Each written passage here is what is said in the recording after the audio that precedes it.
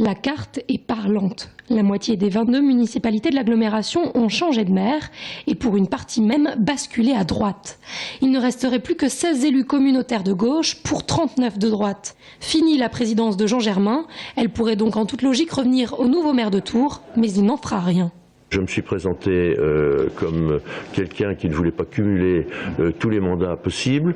Je pense que, je l'ai dit, la ville de Tours c'est déjà un enjeu énorme. Il faut respecter l'unité l'unité municipale de la ville de Tours dans l'agglo et qu'il n'y ait pas de confusion.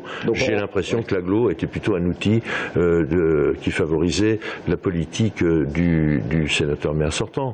Qui donc de plus légitime que Philippe Briand, maire de Saint-Cyr, très largement réélu, président de l'UMP 37, est déjà bien au fait des dossiers communautaires, puisqu'ancien deuxième vice-président. À gauche, le chef de file, ce serait Christian Gattard, le maire de Chambray-les-Tours. Ça sera moi, je le souhaite d'ailleurs, parce que je souhaite être le facilitateur, je souhaite être le coordonnateur, je souhaiterais être l'animateur, je ne souhaite pas être le chef d'un groupe.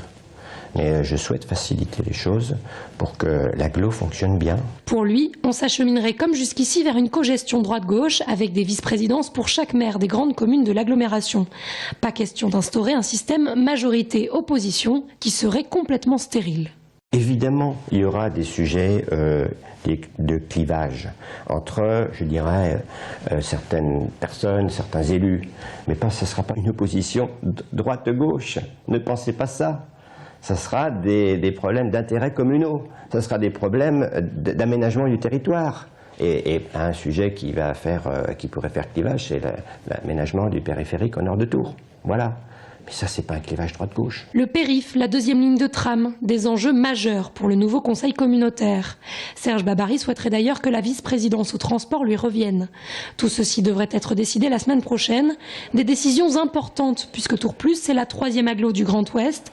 Elle représente près de 300 000 habitants, gère un budget de plus de 255 millions d'euros et emploie un peu plus de 400 agents.